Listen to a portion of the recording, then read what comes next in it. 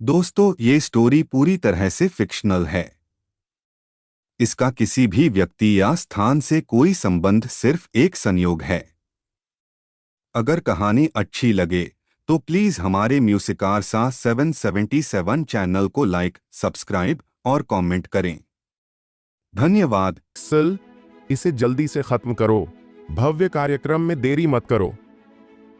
Arthur ने ऐसा कहने के बाद वह भी अपनी सीट पर वापस जाने के लिए मुड़ा। सुना बच्चे, आज तुम्हें कोई नहीं बचा सकता। मैं तुम्हें धीरे धीरे मारता, लेकिन अब मैं तुम्हें जल्दी से ही खत्म कर सकता हूं। तुम्हें मिस्टर ऑगस्टस का शुक्रिया अदा करना चाहिए, जिन्होंने तुम्हें इतना दर्द नहीं दिया। एक्सेल ने उदास होकर कहा, आप बहुत ज्यादा बातें करते हो।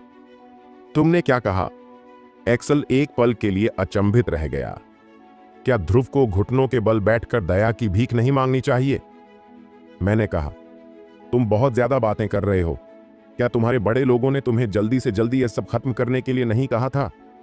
फिर भी तुम यहां औरतों की तरह रो रहे हो। जल्दी करो, मेरे पास तुम्हारे लिए समय नहीं है, ध्रुव ने कहा। जब ध्रुव ने यह कहा तो सभी को अपने कानों पर विश्वास नहीं हुआ। क्या मृत्यु की इच्छा रखने वाले लोग भी होते हैं? यह पहली बार था जब उन्होंने ऐसी बात सुनी थी। इसके अलावा उनमें डोमिनिक फैमिली को डांटने की हिम्मत भी थी। मंच पर खड़े होते ही आर्थर के चेहरे के हाव भाव बदल गए। सोमरलैंड की इतनी सारी सेनाओं के सामने डोमिनिक फैमिली का अपमान करने की हिम्मत किसी को कैसे हुई? एक्सेल, बकवास बंद करो और करो, पहले उसके हाथ पैर तोड़ो, आर्थर ने फिर कहा।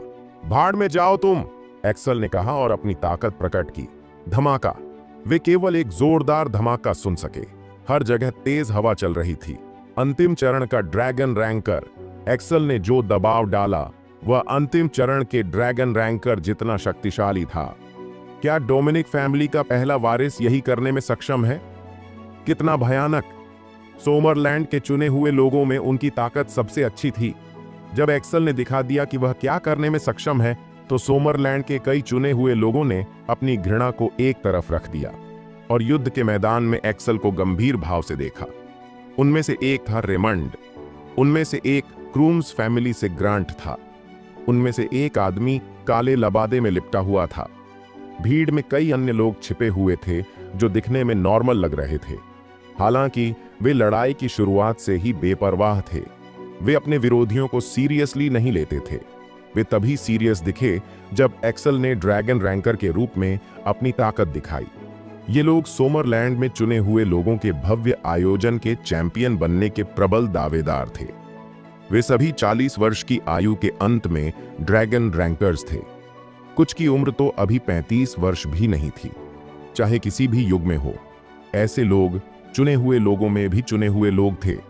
वे एक युग के लीडर बन सकते हैं। हालांकि सोमरलैंड में चुने हुए लोगों के बीच इस भव्य आयोजन में अब कई ऐसे लोग थे जिनमें ऐसी ताकत थी। यह वास्तव में टैलेंट से भरा युग था। जैसे ही उसने दबाव डाला, एक्सेल हिल गया। सबसे पहले उसने एक जहरीला छुपा हुआ हथियार भेजा। फिर वह गायब हो गया और ध्रुव के बाईं और दाईं ओर, उसके सिर के पीछे और ऊपर प्रकट हुआ। 5 दिशाओं से छिपे हथियारों ने ध्रुव के सभी विकल्पों को ब्लॉक कर दिया।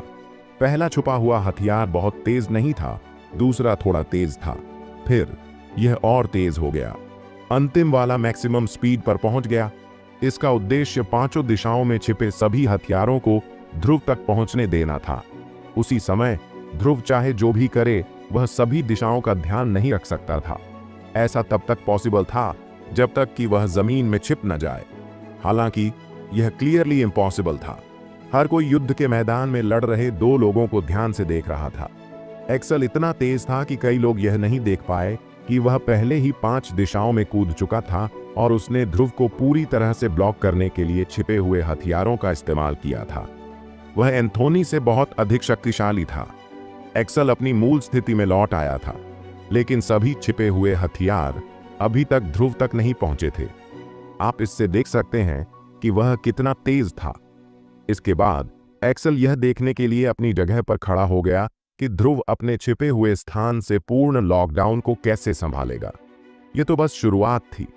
उसने अपनी ताकत का केवल 20% ही प्रयोग किया था और इसमें छिपे हुए हथियार उसके आर्सेनल में सबसे साधारण थे।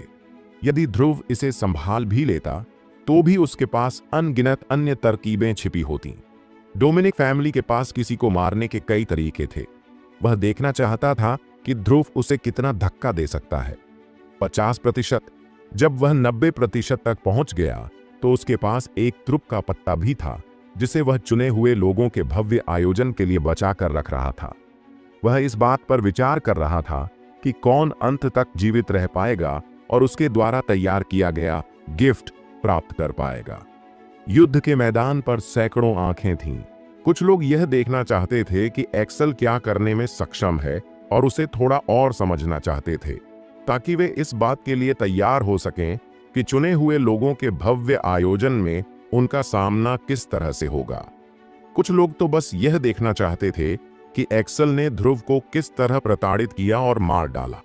अन्य लोगों को उम्मीद थी कि ध्रुव इतनी मजबूती से उभरेंगे कि वे एक्सेल से मुकाबला करेंगे और सभी को देखने लायक अच्छी लड़ाई देंगे। केवल गोल्डी और कुछ अन्य लोगों को ही उम्मीद थी कि ध्रुव बच जाएगा। सैकड़ों लोग अलग अलग एजेंडास के साथ यह देखने आए कि ध्रुव इससे कैसे निपटेंगे। छिपे हुए हथियार ध्रुव तक पहुंच गए। ध्रुव ने फिर भी कोई प्रतिक्रिया नहीं दी। क्या उसने हार मान ली? सबने सोचा। हम? सैकड़ों लोग अचानक स्तब्ध हो गए। वह कहां गया? ध्रुव चला गया। क्या वह सैकड़ों जोड़ी आंखों के सामने से गायब हो गया? यहां तक कि मंच पर मौजूद आधे चरणीय गॉड रैंकर्स भी दंग रह गए। उन्हें तो यह भी पता नहीं था कि ध्रुव कैसे गायब हो गया। लगभग 10 अर्धचरणीय गॉड रैंकर्स और 2 गॉड रैंक गार्डियन उठे और ध्रुव की तलाश करने लगे। 2 जूनियर्स के बीच की लड़ाई ने हाफ स्टेप गॉड रैंकर्स और गॉड रैंक गार्डियंस का ध्यान आकर्षित किया। उन्हें गर्व होना चाहिए। सैकड़ों जोड़ी आंखें ध्रुव को ढूंढ रही थीं। एक इंसान अचानक कैसे गायब हो गया? एक्सेल को भी एहसास हुआ कि कुछ गड़बड़ है। उसने कल्पना की थी कि ध्रुव इससे लाखों तरीकों से निपटेगा। हालांकि उसे उम्मीद नहीं थी कि ध्रुव सैकड़ों लोगों के सामने से गायब हो जाएगा। वह ध्रुव को भी ढूंढ रहा था। डोमिनिक फैमिली को जीवन की कोई परवाह नहीं है और वे मुझे मारना चाहते हैं, इसलिए मैं तुम्हें अपने साथ नहीं रख सकता, नहीं तो तुम सोमरलैंड में तबाही मचा दोगे। शांति से आराम करो। अपने अगले जन्म में एक अच्छा इंसान बनना याद रखो। अचानक एक आवाज एक्सेल के कानों में गूंजी। ध्रुव की आवाज। वह मेरे पीछे कब आ गया? एक्सेल भयभीत लग रहा था। वह अपना सिर घुमाने ही वाला था। अचानक उसे सिर के पिछले हिस्से में दर्द महसूस हुआ। तभी उसने देखा कि उसकी नाक, आंख, कान और मुंह से बिना किसी स्पष्ट कारण के तरल पदार्थ रिसने लगा। एक्सेल ने हाथ बढ़ाकर उसे पोंछ दिया। क्या यह मेरा खून है? फिर दर्द फैल गया। यह उसके सिर तक फैल गया। एक्सेल का पूरा शरीर धीरे धीरे अंधेरे में डूब गया और उसे भयंकर दर्द महसूस होने लगा। क्या मरने पर ऐसा ही महसूस होता है? क्या मैं मर रहा हूं? कोई रास्ता नहीं, कोई रास्ता नहीं। मैं इस तरह नहीं मरने वाला हूं। मैं डोमिनिक फैमिली का वारिस हूं। मैं डोमिनिक फैमिली का सबसे प्रतिभाशाली वारिस हूं। मैं चुने हुए लोगों की भव्य प्रतियोगिता जीतने जा रहा हूं। मैं सोमरलैंड में युवा पीढ़ी के बीच नंबर 1 बनने जा रहा हूं। मैं आगे आने वाली अराजकता में सर्वोच्च स्थान पर राज करूंगा।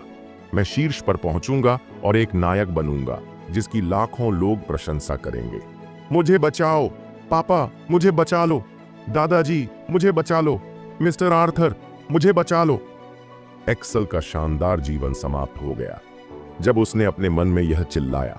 एक टॉप डेव रैंकर के रूप में ध्रुव ने जो गति दिखाई वह ऐसी चीज नहीं थी जिसे ये लोग समझ सकें। यह नॉर्मल था कि उन्होंने इस पर ध्यान नहीं दिया।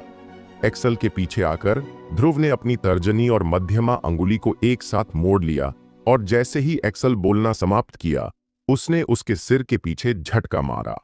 उसने ज्यादा बल नहीं लगाया और इससे एक्सेल उड़ नहीं सका। उसने रेजोनेंस का प्रयोग किया। इससे एक्सेल का सिर अत्यधिक गति से कंपन करने लगा, लेकिन एक्सेल को इसका अधिक एहसास नहीं हुआ। उसे केवल अपने सिर के पिछले हिस्से में झटका महसूस हुआ। यह थोड़ा दर्दनाक था और थोड़ा चक्कर आ रहा था। मानव शरीर के 7 छिद्रों से सबसे पहले खून बहने लगा। फिर कुछ देर के लिए दर्द शुरू हुआ। यह दर्द सिर्फ 2-3 सेकंड तक रहा और फिर एक्सल का दिमाग पूरी तरह से नष्ट हो गया। एक्सल भयानक लग रहा था क्योंकि गिरने के बाद उसका खून मस्तिष्क के सफेद गूदे के साथ मिल गया था। ध्रुव वहीं खड़ा था जहां पहले एक्सल खड़ा था और एक्सल जमीन पर पड़ा था। उसके शरीर के 7 छेदों से खून बह रहा था।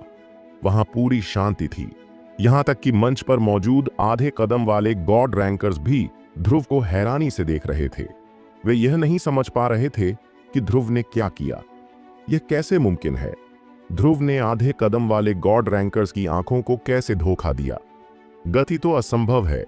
हालांकि उन्होंने नहीं सोचा कि ध्रुव उनसे ज्यादा पावरफुल था। ध्रुव ने कभी कोई बड़ी ताकत नहीं दिखाई और वह बहुत छोटा था। क्या कोई 20 साल की उम्र में गॉड रैंक गार्जियन बन सकता है? उन्होंने ऐसा कभी सुना ही नहीं था। उन्होंने इस बारे में सोचा भी नहीं। उन्हें सिर्फ यह लगा कि ध्रुव की अजीब गति काफी डरावनी थी। चाहे ध्रुव ने यह कैसे भी किया हो, लेकिन अब उनके सामने रिजल्ट आ गया था। इससे उनमें भी काफी इंटरेस्ट पैदा हुआ। अगर हम भी ऐसी स्पीड रखते तो क्या हम गार्जियंस को हरा सकते थे? सभी लोग युद्ध के मैदान में खड़े ध्रुव को देखकर शॉक में थे। वे कुछ समझ ही नहीं पा रहे थे। डोमिनिक फैमिली का वारिस, जो एक दिवंगत ड्रैगन रैंकर था, अचानक जमीन पर क्यों गिरा? उसके शरीर में 7 छेदों से खून बह रहा था और वह इतना भयानक क्यों लग रहा था? जब किसी ने जो देखा और जो सोचा उसके बीच इतना बड़ा फर्क हो तो उसे समझने में थोड़ा टाइम लगता है। यही यहां हो रहा था। वे डोमिनिक फैमिली के वारिस को ध्रुव को मारते हुए देखना चाहते थे, लेकिन ध्रुव ने उल्टा उसे ही मार डाला। रिजल्ट चौंकाने वाला था। उन्हें इसे समझने में थोड़ा टाइम लग रहा था। पंक, तुमने मुसीबत को इनवाइट किया है। डोमिनिक फैमिली के गॉड रैंक गार्जियन आर्थर सबसे पहले रिएक्ट करने वाले थे। गॉड रैंक गार्जियंस की नजरें तेज थीं। एक्सल के शरीर के 7 छेदों से खून बह रहा था। इस सिचुएशन में उसे बचाना लगभग इम्पॉसिबल था। क्या डोमिनिक फैमिली का सबसे टैलेंटेड पर्सन मर गया, वो भी मेरे सामने? आर्थर जल्दी से ध्रुव की ओर गया और उसके सिर पर वार किया। वह चाहता था कि जिसने एक्सल को मारा वह भी मरे, और सिर्फ वह नहीं बल्कि उसका पूरा परिवार डोमिनिक फैमिली के गुस्से का शिकार हो और तबाह हो जाए।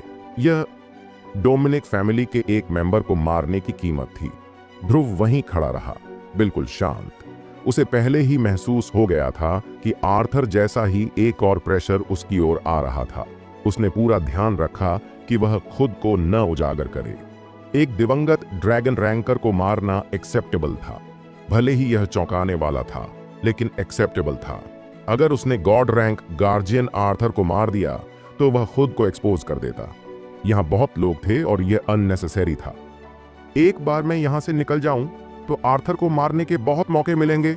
धमाका, 2 हथेलियां आपस में टकराईं। जोरदार आवाज हुई जो पूरे क्षेत्र में गूंज उठी। सबके कान दुखने लगे। गॉड रैंक गार्जियंस की ताकत कोई मजाक नहीं थी। ध्रुव ने घबराकर भागने का नाटक किया। तभी सबको होश आया। ध्रुव को देखने का सबका नजरिया बदल गया था। यहां तक कि चुने हुए लोग, जिनमें कई दिवंगत ड्रैगन रैंकर्स और रेमंड भी शामिल थे, ध्रुव को हैरानी से देख रहे थे। ध्रुव बिना लड़ाई के एक्सल को मार सकता था तो हमारा क्या होगा? क्या हम ध्रुव से बच सकते हैं? जो जवाब मिला वह काफी हतोत्साहित करने वाला था। स्पष्ट नहीं, उनका स्तर एक्सल से ज्यादा अलग नहीं था।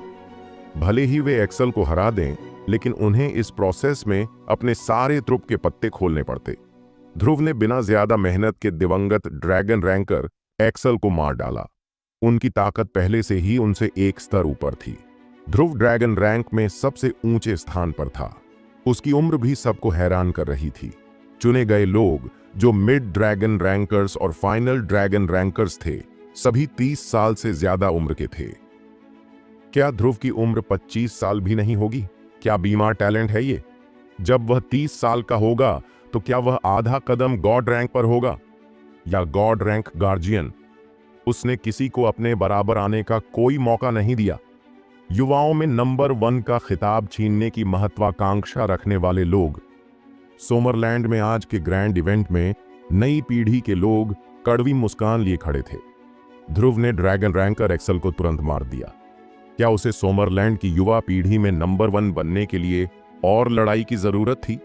सोमरलैंड की वर्तमान युवा पीढ़ी में कोई भी ध्रुव को हरा नहीं सकता था। लॉरेन की आंखें चमक उठीं जब उसने ध्रुव को देखा, जो स्टेज पर खड़ा था। मैं सही थी।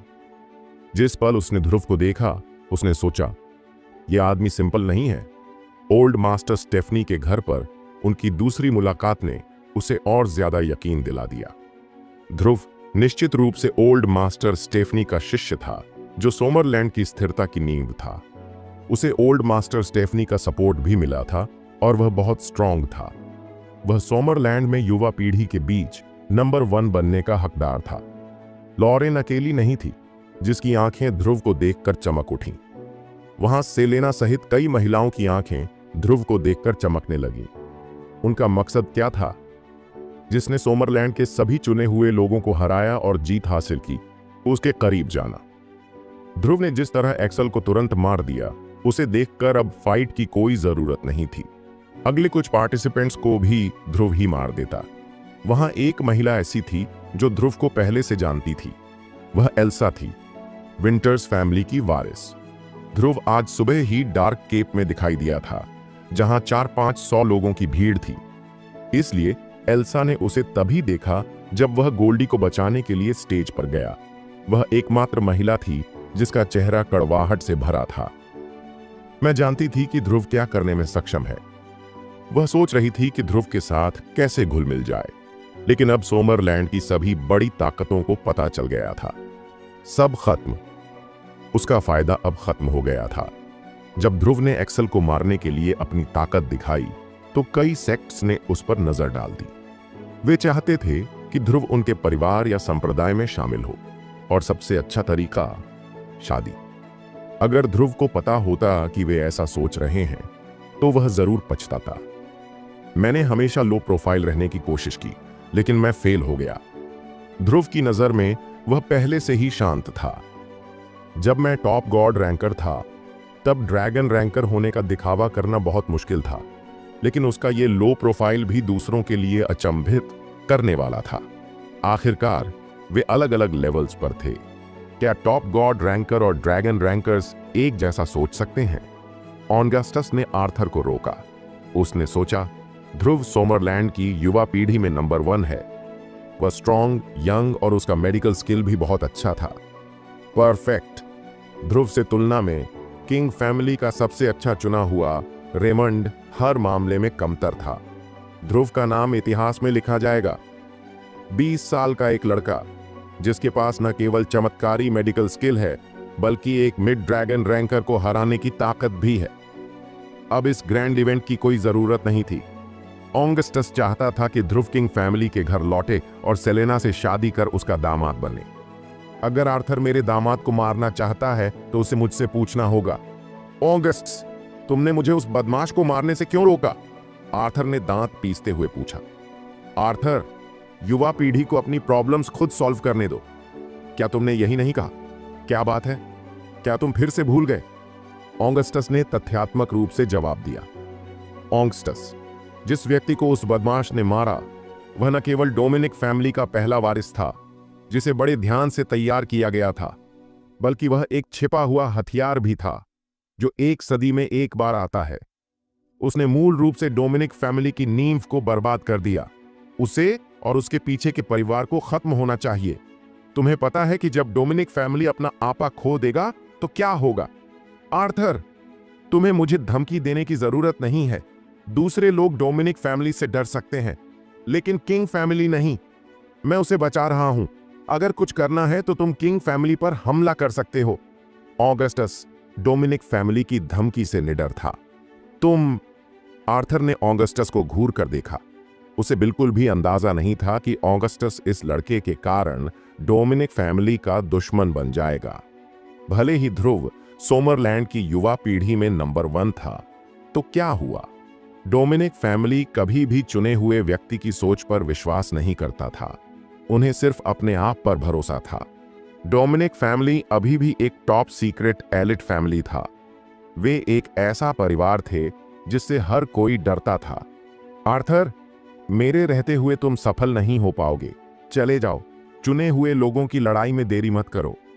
चुने हुए लोगों की लड़ाई। डोमिनिक फैमिली का पहला वारिस मर चुका है, तो मुझे चुने हुए लोगों की लड़ाई में क्यों शामिल होना चाहिए? ऑगस्टस, मैं ये देखने जा रहा हूं कि क्या king family top elite family के तौर पर अपनी इज्जत के लायक है। ठीक है, चलो हवा में लड़ते हैं। यहाँ बहुत सारे लोग हैं। डोमिनिक फैमिली भी पब्लिक आक्रोश पैदा नहीं करना चाहेगा। आप सबके दुश्मन बनकर जोखिम नहीं उठाना चाहेंगे, है ना? यह कहकर ऑगस्टस हवा में कूद गया। हाँ, तो क्या हुआ अगर हम सबके दुश्मन बन गए? डोमिनिक फैमिली को डरने की जरूरत नहीं है, आर्थर ने चिल्लाया। ऐसा कहने के बाद वह भी ऑगस्टस के पीछे हवा में चला गया। सैकड़ों आंखें देख रही थीं कि कैसे 2 गॉड रैंक गार्जियंस रॉकेट की तरह आसमान में उड़ गए और बादलों में गायब हो गए। तभी धमाका, वहां एक जोरदार आवाज हुई जिसने सबको चौंका दिया। ऐसा लगा जैसे बिजली गिरी हो। किंग फैमिली अपने नाम के लायक बिल्कुल नहीं है। ये सब है। हा हा हा, आर्थर की जोरदार हंसी ऊपर से सुनाई दी। सच में? तो फिर से कोशिश करते हैं। ऑगस्टस की शांत आवाज भी सुनाई दी। Boom boom boom. एक के बाद एक गड़गड़ाहट जैसी आवाजें सुनाई देने लगीं। लोग उत्सुकता से देख रहे थे। क्या ये गॉड रैंक गार्जियंस की ताकत है? बहुत खतरनाक।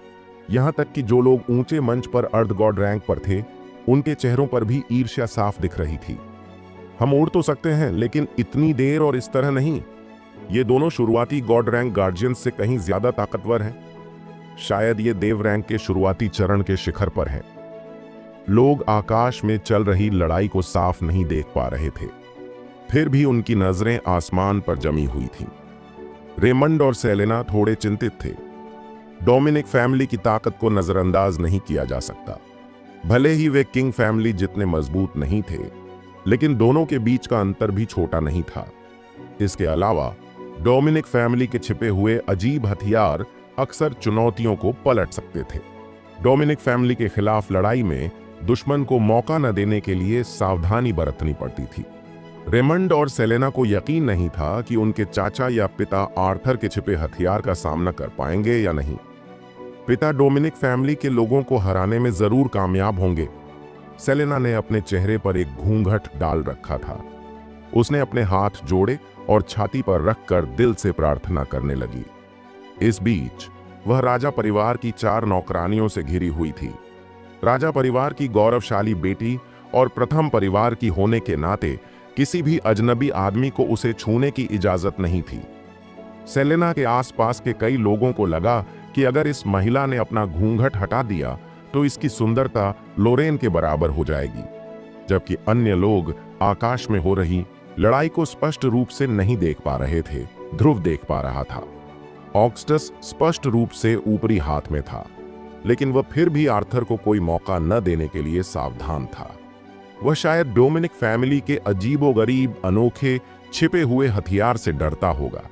यदि उसे आर्थर के अनूठे छिपे हुए हथियार से मारा गया तो इसका स्थायी प्रभाव हो सकता है, भले ही वह गॉड रैंक के शुरुआती चरण के चरम पर हो। ध्रुव इस पर पूरा ध्यान दे रहा था।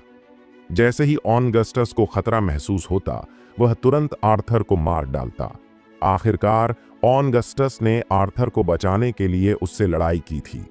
वह नहीं जानता था कि ऑगस्टस ने उसे राजा परिवार का दामाद बनाने के लिए बचाया था। उनका मानना था कि किंग फैमिली को नायक का प्रतिनिधित्व करना चाहिए, जबकि डोमिनिक फैमिली को प्रतिनायक का। ऑगस्टस नहीं चाहता था कि ध्रुव को प्रतिपक्षी द्वारा मारा जाए, इसलिए उसने ध्रुव को बचाया। अन्यथा वह निश्चित रूप से राजा परिवार पर यह एहसान नहीं करना चाहेगा, भले ही इसके लिए उसे अपनी ताकत का अधिक प्रदर्शन करना पड़े और आर्थर को नष्ट करना पड़े। उनके जैसे व्यक्ति के लिए एहसान का कर्ज चुकाना कभी-कभी सबसे कठिन होता है। इसके अलावा ऑगस्टस का प्रतिद्वंद्वी डोमिनिक फैमिली का गार्जियन था। ऑगस्टस उसे बचाने के लिए गंभीर चोट या यहां तक कि मौत का जोखिम उठा रहा था। यदि ऑगस्टस गंभीर रूप से घायल हो जाता या मारा जाता तो कृतज्ञता का आरण बहुत बड़ा होता। ध्रुव कभी भी ऐसी बात होने की अनुमति नहीं देगा, इसलिए वह इस समय आकाश में हो रही लड़ाई पर भी ध्यान से नजर रख रहा था, ताकि वह किसी भी समय कार्रवाई कर सके। Boom boom boom boom. आकाश में एक के बाद एक तेज आवाजें आने लगीं। लड़ाई समाप्ति की ओर बढ़ रही थी। ध्रुव का शरीर भी लगातार तनावग्रस्त रहता था। आर्थर अब भी नुकसान में था। हालांकि जब वे डोमिनिक फैमिली के लोगों के खिलाफ लड़ रहे थे तो कोई भी थोड़ी सी भी डील नहीं दे सकता था। किसी को नहीं पता था कि आर्थर आखिरी क्षण में अपने छिपे हुए हथियार का इस्तेमाल करेगा या नहीं। जब ध्रुव लड़ाई पर ध्यान केंद्रित कर रहा था तो अचानक उसने अपने कंधे पर थपथपाहट महसूस की। ध्रुव ने अपना सिर घुमाया और अपने सामने एक जाना पहचाना चेहरा देखा। एल्सा? वह यहां क्यों है? निश्चित रूप से वह डोमिनिक फैमिली से ही कोई थी। मिस्टर ध्रुव, बहुत समय हो गया मिलते हुए। एल्सा ने ध्रुव का अभिवादन किया। मिस विंटर्स, हेलो, ध्रुव ने जवाब दिया। क्या आपके पास समय है? मैं आपसे बात करना चाहती हूं। बाद में बात करते हैं, मैं अभी खाली नहीं हूं, ध्रुव ने थोड़ी देर बाद कहा। ठीक है, मैं चुने हुए लोगों के ग्रैंड सेरेमनी के बाद आपको कॉल करूंगी। जरूर।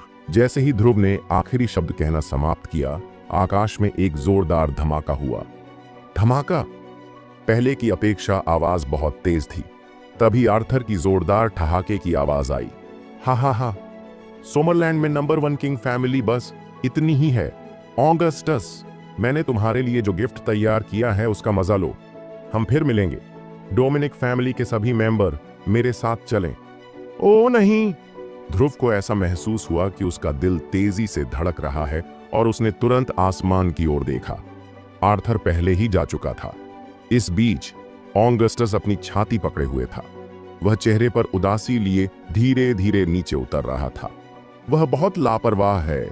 डोमिनिक फैमिली का छिपा हुआ हथियार पूरी दुनिया में मशहूर था और यह ऐसी चीज थी जिसका नाम सुनते ही लोग डर जाते थे। इससे बचना वाकई बहुत मुश्किल था। ऑगस्टस पहले से ही बहुत सावधान था, लेकिन अंत में वह फिर भी आर्थर के जाल में फंस गया। हालांकि आर्थर को भी ऑगस्टस का अंतिम प्रहार झेलना पड़ा और वह भी बुरी तरह घायल हो गया। यदि ऐसा नहीं होता तो वह उसी समय वहां से नहीं जाता जब ऑगस्टस पर उसके छिपे हुए हथियार से प्रहार किया गया था, जिसमें घातक जहर मिला हुआ था। यह एक ऐसी लड़ाई थी जिसमें दोनों पक्ष हार गए। इस समय ध्रुव की अभिव्यक्ति भी अप्रिय लग रही थी। अरे वाह, मैं आखिरी महत्वपूर्ण क्षण चूक गया। यदि अभी उसे द्वारा परेशान नहीं किया जाता और जैसे ही उसे कुछ गड़बड़ नजर आती वह तुरंत वहां पहुंच जाता तो वह निश्चित रूप से आर्थर को तुरंत मार सकता था, ताकि वह अपने छिपे हुए हथियार का उपयोग न कर सके। बहुत बढ़िया, अब मैं किंग फैमिली का बहुत बड़ा एहसानमंद हूं। जो कुछ भी। ध्रुव इस पर बहस नहीं करना चाहता था। फिर वह जल्दी से दौड़कर गया यह देखने के लिए कि ऑगस्टस कैसा है। इस समय डोमिनिक फैमिली के बाकी लोग भी जल्दी से चले गए। किसी की हिम्मत नहीं हुई कि उन्हें बाहर जाने से रोक सके। डोमिनिक फैमिली बहुत प्रतिशोधी थी। अपने अजीबो-गरीब छिपे हुए हथियारों के अलावा वे सभी के लिए दुःस्वप्न थे और कोई भी उन्हें भड़काने की हिम्मत नहीं करता था। पिता, अंकल ऑगस्टस, सेलेना और रेमंड भी जल्दी से दौड़कर आए। मैं ठीक हूं, बस मामूली चोट है, ऑगस्टस ने दिलासा देते हुए कहा। खांसी खांसी खांसी। हालांकि जैसे ही उन्होंने बोलना समाप्त किया, उन्होंने एक हाथ से अपना मुंह ढक लिया और जोर जोर से खांसने लगे। तभी उनके हाथों पर खून लगा। पिताजी, क्या आप ठीक हैं? सेलेना लगभग रो पड़ी जब उसने देखा कि ऑगस्टस खून की खांसी कर रहा था। अंकल ऑगस्टस, रेमंड भी घबराकर चिल्लाया। डोमिनिक फैमिली का छिपा हुआ हथियार वाकई अजीब है और इससे बचना मुश्किल है, लेकिन ज्यादा चिंता मत करो, मैं अभी भी इसे सहन कर सकता हूं। साथ ही आर्थर को मुझसे एक बार झेलना पड़ा है, इसलिए उसकी हालत मुझसे ज्यादा बेहतर नहीं होगी। हम दोनों ही हारे हुए हैं। मिस्टर ऑगस्टस, मैं आपको डिटॉक्सिफाई करने में मदद करूंगा, ध्रुव ने इस समय खड़े होकर कहा। अपनी वर्तमान ताकत और स्थिति को देखते हुए वह चाहता था कि ऑगस्टस उसे सीधे नाम से बुलाए, लेकिन उसे लगा कि यह अनुचित है। तो फिर मैं उसे मिस्टर ऑगस्टस ही कहूंगा। आखिरकार उसने मुझे बचाया जबकि मुझे इसकी जरूरत नहीं थी। तुम्हारा नाम क्या है मेरे दोस्त? तुम किस फैमिली से हो? ऑगस्टस ने ध्रुव को ऊपर से नीचे तक देखते हुए पूछा। ऑगस्टस जितना अधिक ध्रुव को देखता उतना ही अधिक वह उसे पसंद करने लगता। ध्रुव के पास अच्छा रूप, अच्छा स्वभाव, मजबूत ताकत और जादुई चिकित्सा स्किल्स भी थीं। इसलिए ऑगस्टस को ध्रुव का वर्णन करने के लिए परफेक्ट के अलावा कोई अन्य विशेषण नहीं मिला। रेमंड पहले से ही किंग फैमिली में सबसे उत्कृष्ट प्रतिभा था, लेकिन ध्रुव की तुलना में वह तुलना में फीका। ध्रुव और सेलेना एक परफेक्ट जोड़ी थे और वे एक साथ बहुत अच्छे लगते थे।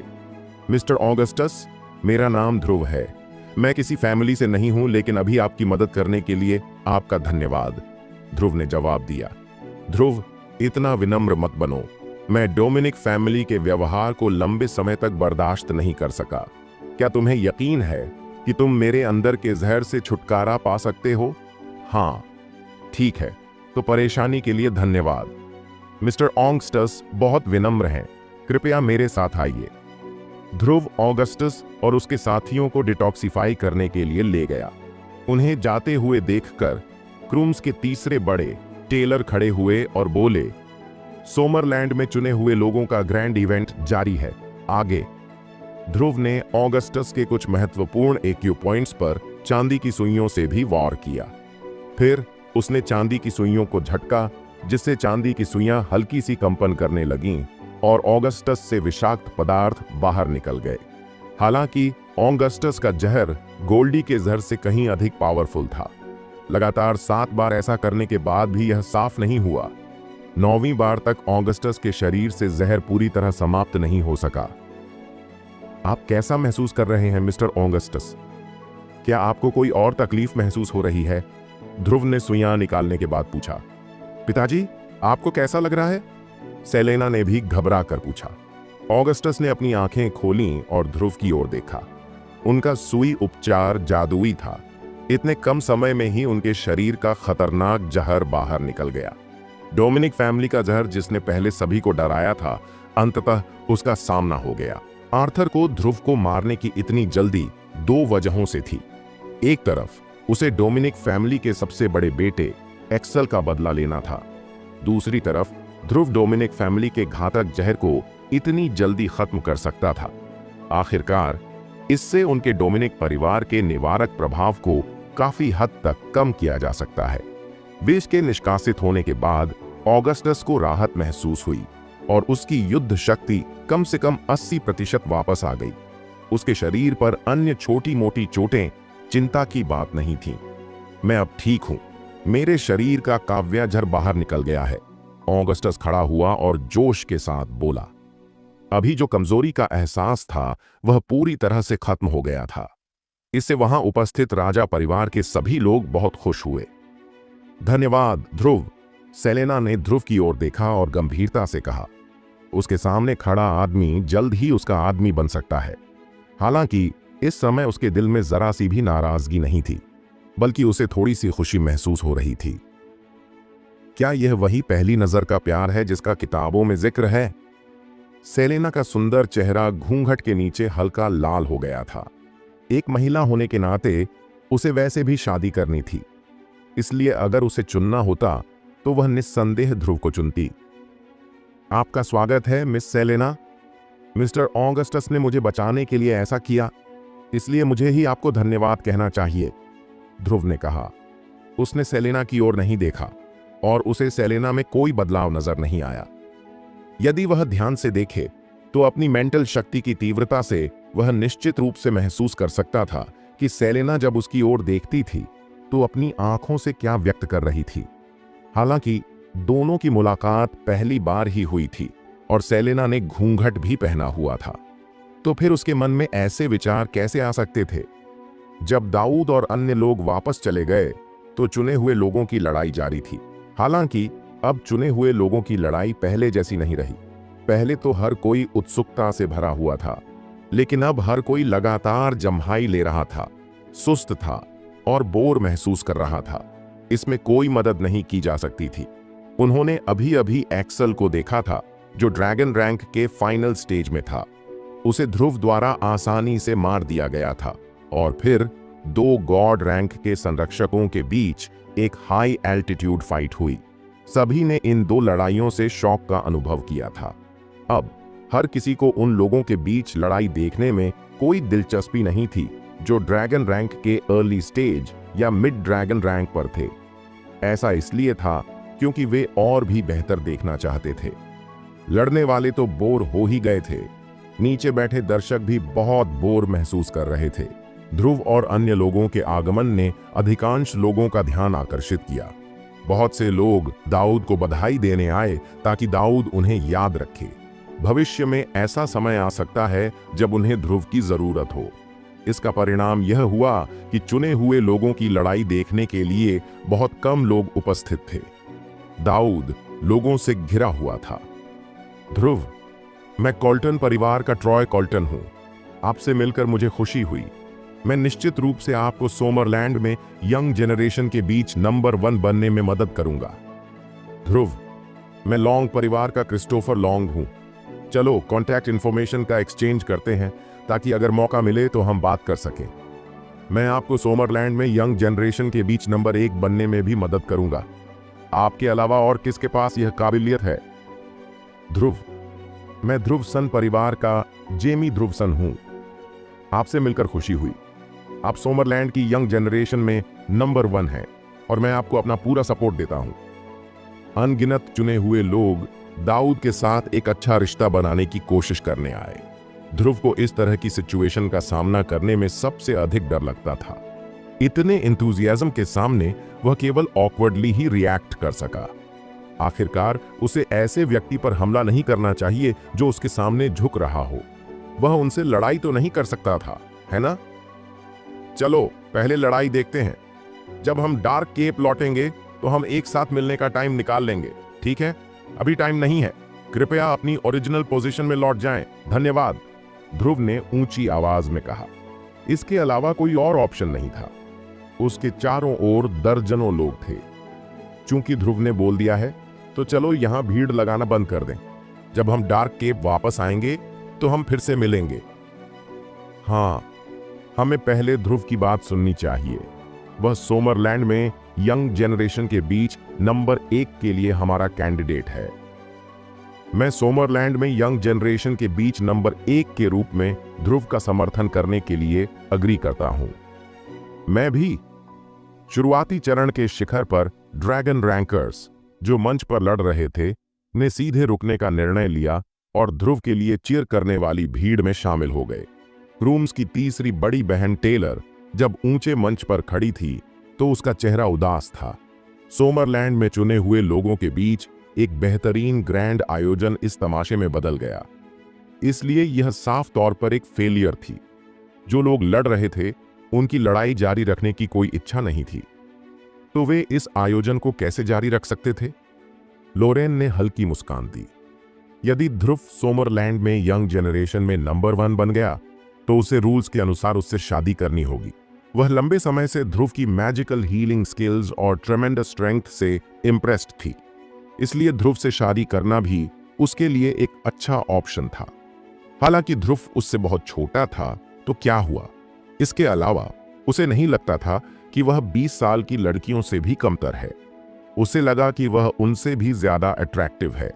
एक ऐसी वुमन होने के बावजूद जिसे यूनिक माना गया था, वह अभी भी काफी कॉन्फिडेंट थी। यदि कोई वर्तमान लोरेन की तुलना 20 साल की लोरेन से करे तो 99% पुरुष करंट लोरेन को चुनेंगे। 10 साल पहले वह एक कच्चा सेब मात्र थी, लेकिन अब वह पूरी तरह राइप हो चुकी थी। एक नजर में ही यह साफ हो जाता है कि किसका टेस्ट बेटर होगा। ध्रुव के वादे और कॉन्सोलेशन से अंततः सभी लोग धीरे धीरे अपने स्थान पर लौट आए। जहां तक सोमरलैंड में यंग जनरेशन में नंबर 1 बनने के लिए उनके सपोर्ट की बात है, तो ध्रुव को इसमें बिल्कुल भी इंटरेस्ट नहीं थी। क्या किसी एडल्ट के लिए किंडरगार्टन में फर्स्ट प्लेस पाना कोई मायने रखता है? अब उसे थोड़ा रिग्रेट हो रहा था। उसे एक्सेल को कुछ सेकंड में नहीं मारना चाहिए था। उसे उससे थोड़ी देर और लड़ना चाहिए था और अंत में अपनी पूरी ताकत से उसे मारने का नाटक करना चाहिए था। ऐसा करने से इम्पैक्ट इतना शॉकिंग नहीं होता। अफसोस, अब रिग्रेट करने का कोई फायदा नहीं। हालांकि उसे अभी ऑनंगस्टर्स को बचाने के बाद वापस नहीं आना चाहिए था। उसके लिए बेटर होता कि वह अभी ही चला जाता।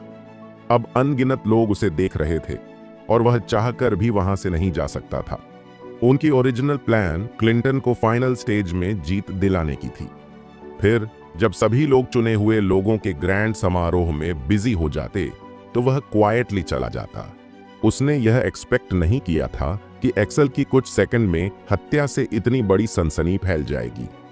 चूंकि सभी का मानना है कि ध्रुव सोमरलैंड में यंग जनरेशन के बीच नंबर 1 बन सकते हैं, इसलिए चुने हुए लोगों के ग्रैंड आयोजन के ऑर्गेनाइजर के रूप में मैं भी सभी की राय का सम्मान करता हूं। अगर किसी को यकीन नहीं है तो आप अपनी कंसर्न्स जाहिर कर सकते हैं। जब तक आप ध्रुव को हरा देते हैं, आप चुने हुए लोगों की ग्रैंड कंपटीशन के विजेता होंगे और सोमरलैंड में यंग जनरेशन के नंबर 1 भी होंगे, टेलर क्रूम्स के तीसरे एल्डर ने खड़े होकर कहा। जब उसने बोलना खत्म किया तो नीचे सन्नाटा छा गया। ध्रुव को चैलेंज करने के लिए कोई खड़ा नहीं हुआ। रेमंड और ड्रैगन रैंक के फाइनल स्टेज से चुने गए अन्य लोग उस समय सार्कास्टिकली मुस्कुरा रहे थे। ध्रुव द्वारा हाल ही में ड्रैगन रैंकर एक्सेल की हत्या का सीन अभी भी उनके दिमाग में फ्रेश था। वे भी ड्रैगन रैंक के फाइनल स्टेज में थे, लेकिन वे ध्रुव की एक्टिविटी को क्लियरली नहीं देख पा रहे थे। यदि कोई यह भी नहीं देख सकता कि उसका ओपोनेंट क्या कर रहा है तो वह लड़ कैसे सकता है? दाऊद को चैलेंज करने की हिम्मत किस में होगी? क्या यह मौत को इनवाइट करना नहीं था? असल में उनका पर्पस अपनी महिमा का प्रदर्शन करना और चुने हुए लोगों के ग्रैंड समारोह में अपना नाम कमाना था। परिणाम स्वरूप लड़ाई शुरू करने से पहले ही उनका कॉन्फिडेंस खत्म हो गया। मिनट बीत गए, फिर भी घटनास्थल पर किसी ने कोई सवाल नहीं उठाया। क्या कोई ध्रुव को चैलेंज देना चाहता है? आप अभी बोल सकते हैं। अगर नहीं तो मैं घोषणा कर दूंगा कि चुने हुए लोगों के ग्रैंड आयोजन का विजेता ध्रुव है और वह सोमरलैंड की यंग जनरेशन में भी नंबर 1 है, टेलर ने फिर कहा। मैं ध्रुव को सोमरलैंड की यंग जनरेशन में नंबर 1 बनने का सपोर्ट करता हूं। उसकी स्ट्रेंथ सबको पता है। उसने डोमिनिक परिवार के एक्सेल को तुरंत मार गिराया, जो एक लेट स्टेज ड्रैगन रैंकर था। उसके अलावा घटनास्थल पर यंग जनरेशन में और किसमें यह स्ट्रेंथ है? हाँ, मैं इस आदमी की बात से सहमत हूं। मैं ध्रुव का समर्थन करता हूं। मैं भी। ध्रुव के पक्ष में एक के बाद एक आवाजें आने लगी। क्या मैं कुछ कह सकता हूं? ध्रुव ने इस समय कहा। टेलर ने कहा, आगे बढ़ो। दरअसल मैं इस बार यहां सिर्फ दोस्ती का कर्ज चुकाने आया हूं। जहां तक सोमरलैंड की युवा पीढ़ी में नंबर 1 का खिताब पाने की बात है तो मुझे इसमें कोई दिलचस्पी नहीं है। न ही मैं चुने हुए लोगों के भव्य आयोजन में भाग लूंगा। तुम्हें फिर से लड़ना चाहिए। जब ध्रुव ने यह कहा तो सभी लोग आश्चर्य से उसकी ओर देखने लगे। यह एक ऐसी उपाधि थी जिसे पाने के लिए विभिन्न परिवारों और संप्रदायों के सभी उत्तराधिकारी मरते दम तक प्रतिस्पर्धा कर रहे थे। लेकिन ध्रुव ने कहा कि उसे इसमें कोई दिलचस्पी नहीं थी। ध्रुव, चूंकि आप यहां आए और युद्ध में भाग लिया, इसलिए यह तय करना आपके ऊपर नहीं है कि आप सोमरलैंड की युवा पीढ़ी में नंबर 1 हैं या नहीं। इसके बजाय यह सभी ने तय किया है। क्या? ध्रुव दंग रह गया। मैं तो नौकरी भी नहीं छोड़ सकता। जब ध्रुव अपनी बात आगे बढ़ाना चाहता था तो उसे अचानक कुछ पावरफुल एनर्जीज अपनी ओर आती हुई महसूस हुई। तभी आकाश से एक आवाज आई, सोमरलैंड में चुने हुए लोगों का भव्य आयोजन। अगर मैं तुम सबको यहीं मार दूं तो क्या सोमरलैंड में कोई गड़बड़ नहीं हो जाएगी? हा हा हा, यहां तक कि भगवान भी मेरी मदद कर रहे हैं। अचानक हुई यह आवाज थंडर जैसी थी और वहां उपस्थित लोग थोड़ा स्तब्ध रह गए। किसमें इतनी हिम्मत थी कि वह कहे कि वे वहां उपस्थित सभी लोगों को मार डालेंगे? सोमरलैंड के लगभग सभी पावरफुल परिवार और संप्रदाय यहां एकत्रित हुए थे। अगर इन लोगों के पीछे की ताकतें एकजुट हो जाईं तो यह पावरफुल और भयानक होगा। यह निश्चित रूप से ऐसी चीज नहीं थी जिसका कोई एक ताकत विरोध कर सके। जैसे ही तेज आवाज गायब हुई, मास्क पहने 6 लोग आसमान में दिखाई दिए। वे 6 दिशाओं में हवा में मंडरा रहे थे। भगवान रैंक के संरक्षकों की एनर्जी रिलीज कर रहे थे। वे मौजूद सैकड़ों लोगों के लिए सभी एग्जिट राउट्स ब्लॉक कर रहे थे। क्या वहां 6 देव रैंक संरक्षक हैं? वहां उपस्थित सैकड़ों लोग दंग रह गए, जिनमें वे लोग भी शामिल थे जो ऊंचे मंच पर भगवान रैंक के आधे रास्ते पर थे। कौन सी ताकत इतनी उदार थी कि एक साथ 6 देव रैंक के संरक्षकों को भेज सके? ऑगस्टस ने नकाबपोश रक्षकों में से एक की ओर देखा और उसे लगा कि वह परिचित लग रहा है। तभी जब उसने अपने हाथ पर एक छोटा सा घाव देखा तो उसकी आंखें सिकुड़ गईं। क्या मैं जान सकता हूं कि तुम यहां क्या कर रहे हो? यहीं पर सोमरलैंड में चुने हुए लोगों का भव्य समारोह आयोजित किया जा रहा है। क्रूम्स के तीसरे एल्डर टेलर ने खड़े होकर पूछा। उसके पास कोई ऑप्शन नहीं था। क्रूम्स चुने हुए लोगों के ग्रैंड समारोह के ऑर्गेनाइजर और होस्ट भी थे। ऐसी सिचुएशन में वह अकेली थीं जिन्हें हिम्मत जुटाकर आगे आना पड़ा। हम यहाँ क्या कर रहे हैं? हम तुम्हें मारने आए हैं। बेशक, आगे चल रहे मास्क वाले आदमी ने मुस्कुराते हुए कहा। सर, आप बहुत मजेदार हैं। हमें कोई शिकायत या दुश्मनी नहीं है, तो आप हमें क्यों मारना चाहते हैं? इसके अलावा जो लोग मौजूद हैं वे सभी सोमरलैंड के पावरफुल परिवारों और संप्रदायों से हैं। अगर ये परिवार और संप्रदाय एकजुट हो जाएं, तो कोई भी ताकत उन्हें संभाल नहीं पाएगी। इसलिए सर, आपको इस पर ध्यान से विचार करना चाहिए। टेलर भी इस समय थोड़ा डरा हुआ था। ये लोग मास्क पहनकर आए थे और एक नजर में ही उसे पता चल गया कि ये लोग अच्छे इरादे से यहां नहीं आए हैं। ये बहुत पॉसिबल था कि यदि 6 देव रैंक संरक्षक अपनी पूरी ताकत के साथ काम करते तो कोई भी उपस्थित व्यक्ति बच नहीं पाता। इस बीच 6 लोगों में से एक ने बाकी 5 की तुलना में काफी ज्यादा एनर्जी रिलीज की। उनमें से 5 अर्ली स्टेज देव रैंकर थे, जबकि उनमें से एक मिड स्टेज देव रैंकर था। कितना उदार! जब से मैंने यहां आने की हिम्मत की है, मैंने पहले से ही सारी तैयारियां कर ली हैं।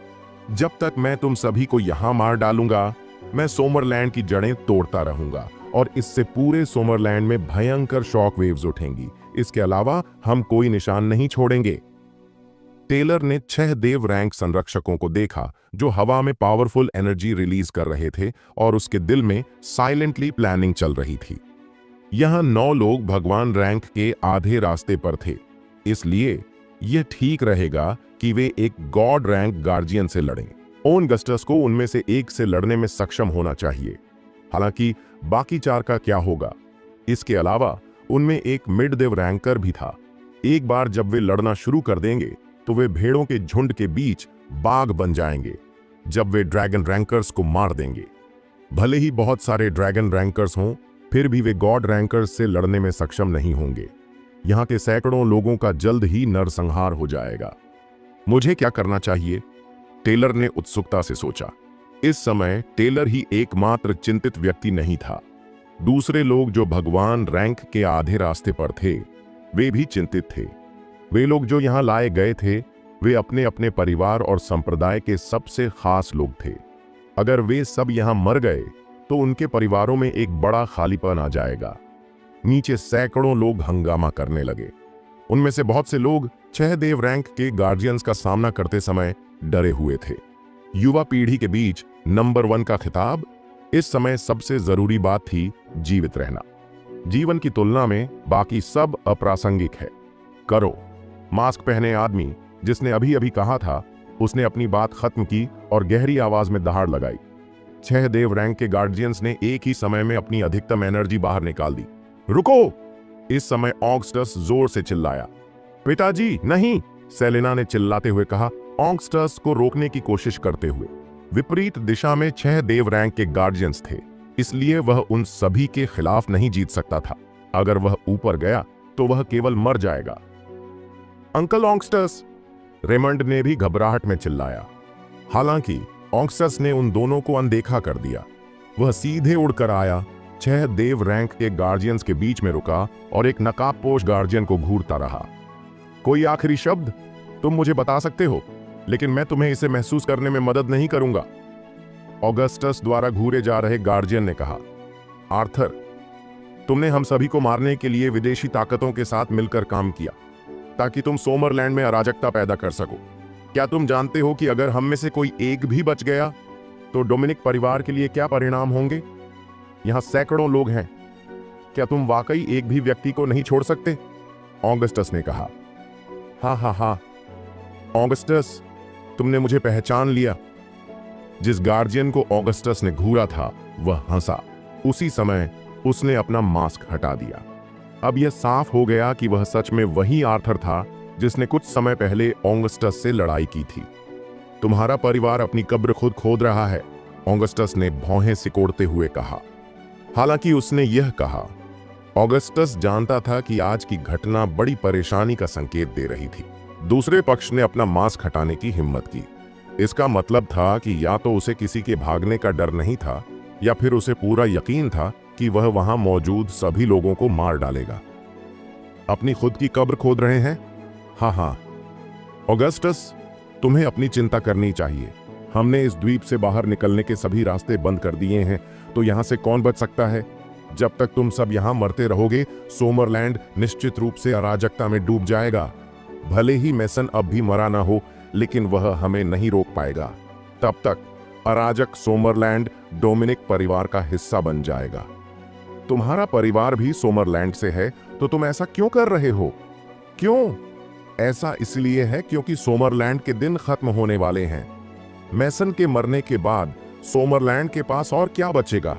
दुनिया भर की सभी बड़ी ताकतें उसे अलग कर देंगी। अगर तुम अभी कोई रास्ता नहीं तलाशोगे, तो समय आने पर तुम किसी बेहतर स्थिति में नहीं होंगे। जब आकाश में कई देव रैंक के गार्जियंस ने सभी का ध्यान खींच रखा था, तो ध्रुव चुपचाप पीछे हट गया, किसी का ध्यान आकर्षित किए बिना। इस समय कोई भी ध्रुव पर ध्यान नहीं देगा। वे अपनी जान बचाने में लगे थे, तो वे उस पर क्यों ध्यान देंगे? ऑगस्टस, क्या तुम मुझे जानते हो? एक और नकाबपोश गार्जियन ने अपना मास्क उठाया। ऑगस्टस ने आवाज की दिशा में देखा। एक मिड-एज व्यक्ति उसके सामने प्रकट हुआ। कॉनर हारन, ऑगस्टस चिल्लाया। हारन परिवार राजा परिवार का पुराना दुश्मन था। हालांकि हारन परिवार ने उस समय सोमरलैंड में परेशानी पैदा की थी और मेसन ने उनके पूरे परिवार को सोमरलैंड से बाहर निकाल दिया था। उस समय मेसन अपने चरम पर था। उसने दुनिया की सभी ताकतों को अकेले ही दबा दिया और सोमरलैंड को बलपूर्वक कदम दर कदम एक साम्राज्य बनाने के लिए प्रेरित किया। ऑगस्टस ने कॉनर को पहले कभी नहीं देखा था, फिर भी वे एक ऐसा परिवार थे जिसे राजा परिवार सैकड़ों सालों से अपना दुश्मन मानता था। इसलिए राजा परिवार के पास हारन परिवार के बारे में बहुत सारी जानकारी थी। कम से कम वे परिवार के सभी महत्वपूर्ण लोगों को जानते थे। एक छिपे हुए परिवार होने का मतलब यह नहीं था कि वे पूरी तरह से दुनिया से कटे हुए थे। वे जानकारी इकट्ठा करने के लिए लोगों को बाहर भेजते थे। ऑगस्टस ने कॉनर का चेहरा पहले भी कई बार देखा था। इसी तरह उनका मानना था कि हारन परिवार को भी राजा परिवार के बारे में जानकारी होगी। बुरा नहीं, तुम्हारा परिवार अभी भी मेरे परिवार के बारे में बहुत कुछ जानता है, कॉनर ने मुस्कुराते हुए कहा। एक अच्छी कहावत है, जो आपको सबसे अच्छी तरह जानता है वह आप खुद नहीं बल्कि आपका दुश्मन हो सकता है। हालांकि ऑगस्टस की उपस्थिति ने अस्थायी रूप से उन 6 देव रैंक के गार्जियंस को रोका जो कार्रवाई करने वाले थे, लेकिन वह संकट को पूरी तरह रोक नहीं सका। वह अभी एक नौसिखिया गॉड रैंकर था और आर्थर से लड़ते समय पहले ही घायल हो गया था। वह हवा में 6 देव रैंक के गार्जियंस का सामना कैसे कर सकता था? यहाँ आने वाले लोग सोमरलैंड के विभिन्न परिवारों और संप्रदायों के कुलीन लोग थे। हर कोई समझ गया कि अगर आज कोई चमत्कार नहीं हुआ तो वे बर्बाद हो जाएंगे। बहुत से लोग 6 गॉड रैंक के गार्जियंस का विरोध नहीं कर सकते थे। वे वास्तव में चींटियों से ज्यादा अलग नहीं थे। मिस्टर ऑगस्टस, कृपया चले जाओ, हमें अकेला छोड़ दो। जब तुम वापस जाओ तो सबको सच बताओ और उन्हें यहां मरने वालों का बदला लेने दो, किसी ने चिल्लाया। हाँ, कृपया चले जाइए मिस्टर ऑगस्टस, ये बात फैलाइए और हमारा बदला लीजिए। कृपया चले जाइए मिस्टर ऑगस्टस, कृपया चले जाइए मिस्टर ऑगस्टस। इस समय सभी सेनाएं एक साथ काम कर रही थीं। हालांकि वे समझ रहे थे कि इससे कुछ खास नहीं होगा, लेकिन जब तक कोई बच जाता है उनकी मौत बेकार नहीं जाएगी। हाँ, तुम जाना चाहते हो? अगर आज एक भी व्यक्ति बच निकलता है तो क्या इसका मतलब ये नहीं होगा कि हम अक्षम हैं? स्टार अलायंस के लोगों, तुम किसका इंतजार कर रहे हो?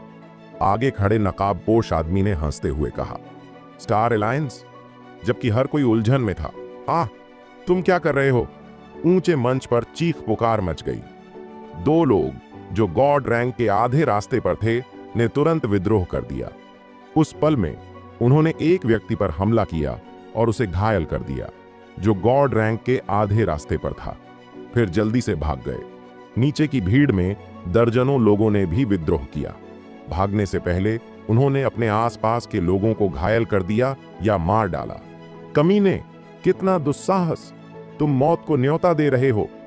वहां अफरा तफरी का माहौल था। हर कोई खतरे में था। कुछ विद्रोही मौके पर ही मारे गए।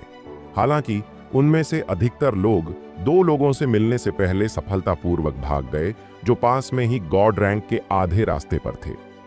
प्लेटफॉर्म पर पीड़ित गंभीर रूप से घायल था और ऐसा लग रहा था कि वे मरने वाले थे। पीड़ित पर 2 लोगों ने हमला किया था, जो एक ही समय में गॉड रैंक के आधे रास्ते पर थे। इसलिए यह उनकी गलती नहीं थी कि वे इस स्थिति में आ गए। पीड़ित के लिए इस हालत में जीवित रहना मुश्किल था।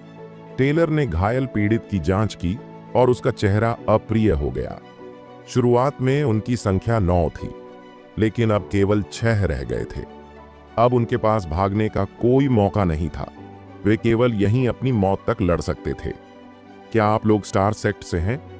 टेलर ने उदासी से पूछा, जब उसने उन 2 अपराधियों को देखा जिन्होंने अभी अभी विद्रोह किया था। मास्टर टेलर, हम स्टार अलायंस से हैं। स्टार सेक्ट सिर्फ एक सदस्य है, उनमें से एक ने जवाब दिया। तुमने ऐसा क्यों किया? स्टार अलायंस को सोमरलैंड द्वारा एक खतरनाक संप्रदाय और परिवार के रूप में सूचीबद्ध किया गया है। हमें फिर से उभरने की अनुमति नहीं है। अगर हमें कोई नया रास्ता नहीं मिलता है तो क्या हमें बस तुम्हें संसाधनों पर कब्जा करते हुए और मजबूत होते हुए देखना चाहिए, जबकि हम भविष्य की आपदाओं में गायब हो सकते हैं? मेसन ही वह व्यक्ति था जिसने हमें यह सब करने के लिए मजबूर किया। ठीक है, बकवास करना बंद करो। दुर्घटनाओं से बचने के लिए जल्दी से लड़ो। मैं राजा परिवार के लिए जिम्मेदार होऊंगा। बाकी किसी को भी मत छोड़ना। सोमरलैंड के बंटवारे के बाद सबको अपना मौका मिलेगा, मुखौटा पहने हुए मिडदेव रैंकर ने कहा। Boom boom boom. 6 शक्तिशाली ऊर्जाएं आसमान में उठीं, जिससे वहां मौजूद हर व्यक्ति घुटन और निराशा महसूस करने लगा। ऑगस्टस भी बदहवास लग रहा था। ऐसा लग रहा था कि वे आज बच नहीं सकेंगे। वह तेजी से सेलेना की तरफ बढ़ा। सेलेना, मैं तुम्हें और ध्रुव को बाद में भेजने के लिए अपनी पूरी ताकत लगा दूंगा। अगर तुम भागने में सफल हो जाती हो तो वापस जाओ और अपने दादाजी को यहां जो कुछ भी हुआ सब बताओ और उनसे बदला लो। नहीं पिताजी, मत करो। मैं नहीं जाना चाहती। सेलेना ने अपना सिर हिलाया। उसकी आकर्षक आंखों में आंसू भर आए। ऑगस्टस ने उसे प्रतिक्रिया करने का मौका नहीं दिया। उसने तुरंत उसे पकड़ लिया और ध्रुव की तलाश में पीछे मुड़ गया। ध्रुव शायद अपने परिवार की विपत्ति की कुंजी हो, इसलिए ऑगस्टस कोई गलती नहीं कर सकता था। हालांकि उसने पाया कि ध्रुव चला गया था। वह भीड़ में ही मिला हुआ था और वह अफरा तफरी का फायदा उठाकर भागने की कोशिश कर रहा था। अभी समय की कमी थी। अगर ऑगस्टस अभी ध्रुव को नहीं ढूंढ पाता तो उसके पास कोई विकल्प नहीं था और वह उसे भूल ही सकता था। अन्यथा वह उनमें से किसी को भी नहीं बचा पाता। सेलेना को पकड़ने के बाद ऑगस्टस ने दोनों पैरों से पूरी ताकत से लात मारी। इस विशाल बल के कारण जमीन सीधे धंस गई। प्रभाव की शक्ति का उपयोग करते हुए ऑगस्टस ने तेजी से अपने शरीर को दूर तक फेंका। वह इतना तेज था कि वह एक तेज गति वाले रॉकेट की तरह था। हालांकि ऑगस्टस के उड़ जाने के कुछ ही देर बाद एक नकाबपोश आदमी उसके सामने आ गया। ऑगस्टस ने उसे अनदेखा किया और तेज गति से उससे टकराने का फैसला किया। हालांकि वह ऐसा अपने शरीर के साथ करने जा रहा था। वह अपने शरीर से सेलेना के लिए एक रास्ता बनाने जा रहा था। जब नकाबपोश आदमी ने ऑगस्टस को उस पर बेतहाशा हमला करते देखा तो उसकी भौहें तन गईं। जिस क्षण वे टकराने वाले थे, उस आदमी ने बगल से कदम बढ़ाया और ऑगस्टस के चेहरे पर हाथ रखा। फफ्ट! ऑगस्टस ने मुंह से खून की एक बूंद निकाली। तुरंत एक हाथ ने सेलेना को दूर धकेल दिया। सेलेना, जाओ! पिताजी! सेलेना हवा में उड़ते हुए दर्द से चिल्लाई। तुम्हें लगता है कि तुम बच सकते हो? यह तुम बहुत हास्यास्पद हो, आगे चल रहे नकाबपोश आदमी ने व्यंग्य किया। ऑगस्टस उसके सामने खड़ा था, सेलेना का पीछा करने से उसे रोक रहा था। भले ही वह मर जाए, उसे सेलेना की जिंदगी के लिए लड़ना होगा। हालांकि जब उसने अपने सामने खड़े नकाबपोश आदमी को देखा, जो एक मिड गॉड रैंकर था, तो उसके बगल में खड़ा एक व्यक्ति तेजी से सेलेना का पीछा करने लगा। ऑगस्टस उस व्यक्ति को रोकने ही वाला था कि तभी आगे चल रहा नकाबपोश व्यक्ति अचानक उसके सामने आ गया और उसे रोकने लगा। देखो, तुम्हारी बेटी कैसे मरती है, तुम कमीने। ऑगस्टस उससे लड़ने के लिए आगे बढ़ा। हालांकि दूसरा पक्ष स्पष्ट रूप से उसे मूर्ख की तरह ट्रीट कर रहा था। वह चाहता था कि ऑगस्टस अपनी बेटी को मरते हुए दिखे। उसने केवल ऑगस्टस का रास्ता रोका, लेकिन उस पर हमला करने के लिए कुछ नहीं किया। सेलेना हवा में थी। वह अभी एक शुरुआती ड्रैगन रैंकर थी, इसलिए वह हवा में रहते हुए केवल निष्क्रिय रूप से उड़ सकती थी, जहां उसके लिए कोई मंच नहीं था। वह केवल तभी स्वतंत्र रूप से आगे बढ़ सकती थी जब ऑगस्टस का बल समाप्त हो गया और वह जमीन पर उतर गई। जब उसने देखा कि एक नकाबपोश व्यक्ति बहुत तेजी से उसकी ओर आ रहा है, तो वह कुछ नहीं कर सकी, चाहे उसने कितनी भी कोशिश की हो। एक गॉड रैंक गार्डियन बहुत तेज था। उसने कुछ ही सेकंड में सेलेना को पकड़ लिया। सेलेना का चेहरा डर से पीला पड़ गया था। वह अभी हवा में तेज गति से उड़ रही थी और तेज हवा ने उसका घूंघट उड़ा दिया था। नकाबपोश आदमी सेलेना के पास आया और सीधे सेलेना को मारने वाला था। हालांकि जिस चीज ने उसकी नजर को आकर्षित किया वह था उसका बेजोड़ और आकर्षक चेहरा। उसका चेहरा देखकर उसके जैसे गॉड रैंक के संरक्षक भी चकित हो गए। एक पल में ही उसने अपना मन बदल लिया। वह सेलेना की जान बख्शना चाहता था ताकि वह उसे वापस ले सके और उसे अपनी निजी दासी बना सके, जो इस जीवन में सिर्फ उसकी सेवा करेगी। एक गॉड रैंक संरक्षक के पास ऐसी दृढ़ नैतिकता थी, लेकिन सेलेना पर सिर्फ एक नजर डालने के बाद उसने अपनी मूल योजना बदल दी। यह देखा जा सकता था कि सेलेना निश्चित रूप से एक शैतानी महिला थी जो केवल विनाश ही लाएगी। नकाबपोश आदमी ने सेलेना की छाती की ओर हाथ बढ़ाया। इस समय भी वह उसका फायदा उठाना नहीं भूला। एक गॉड रैंक संरक्षक के लिए एक शुरुआती ड्रैगन रैंकर को वश में करना एबीसी जितना आसान था। इस बीच सेलेना ने अपनी आंखें बंद कर ली थीं। वह जानती थी कि वह बच नहीं सकती। वह तो बस उस उम्मीद को खत्म कर रही थी जो उसके पिता ऑगस्टस ने उसके लिए पैदा की थी। पिताजी, मुझे क्षमा करें। माँ, मैं तुम्हें अगले जन्म में देखूंगी, सेलेना ने मन ही मन सोचा। उसी समय ऑगस्टस दूर से यह सब देख रहा था। वह अपनी बेटी को बचाने के लिए दौड़ना चाहता था। हालांकि यह अफसोस की बात थी, क्योंकि एक शुरुआती गॉड रैंकर एक मिड गॉड रैंकर के खिलाफ जीत नहीं सकता था। इसके अलावा वह अब गंभीर रूप से घायल हो गया था। वह असहाय होकर केवल अपनी बेटी की निर्मम हत्या होते देख सकता था। आगे चल रहा नकाबपोश आदमी तिरस्कार से पलटा। वह क्षण देखना चाहता था जब सेलेना की हत्या हुई थी। उसने ऑगस्टस पर बिल्कुल ध्यान नहीं दिया। वह तो बस एक गंभीर रूप से घायल शुरुआती टॉप गॉड रैंकर था। यहां तक कि चरम स्थिति में भी दोनों के बीच लड़ाई का परिणाम केवल ऑगस्टस को उसके द्वारा यातना देकर मौत के घाट उतारना था, और तब तो और भी ज्यादा जब वह अब गंभीर रूप से घायल था। नकाबपोश आदमी ऐसा लग रहा था जैसे वह सेलेना को पकड़ने वाला था। अंत में वह केवल हवा पकड़ने में कामयाब रहा। वह कहाँ है? क्या वह चली गई?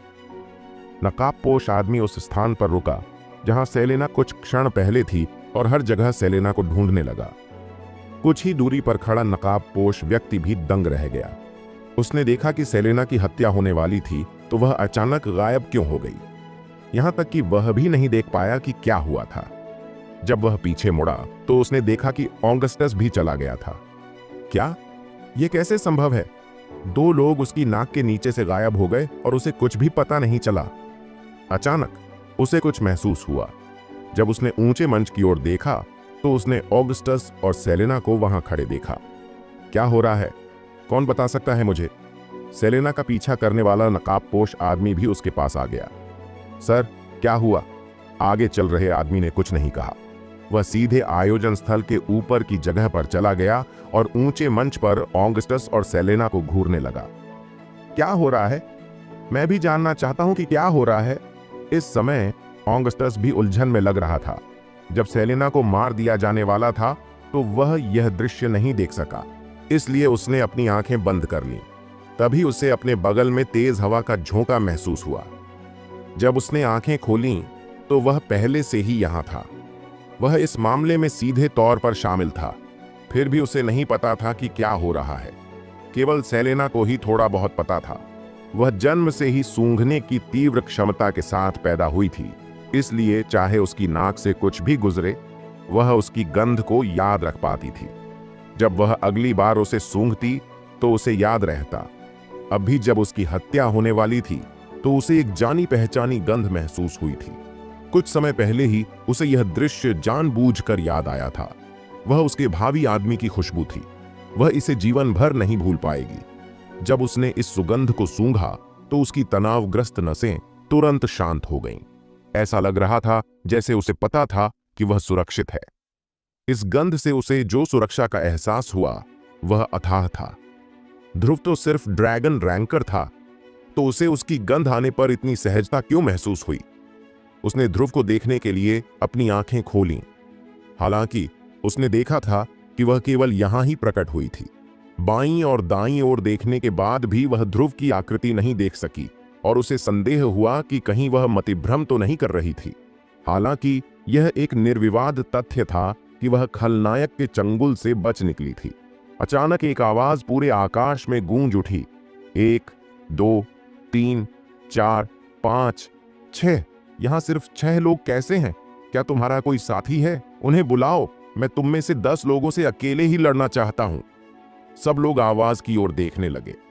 तभी उन्होंने देखा कि एक व्यक्ति चांदी का मुखौटा पहने हुए एक ऊंचे मंच पर एक स्तंभ के शीर्ष पर बैठा है।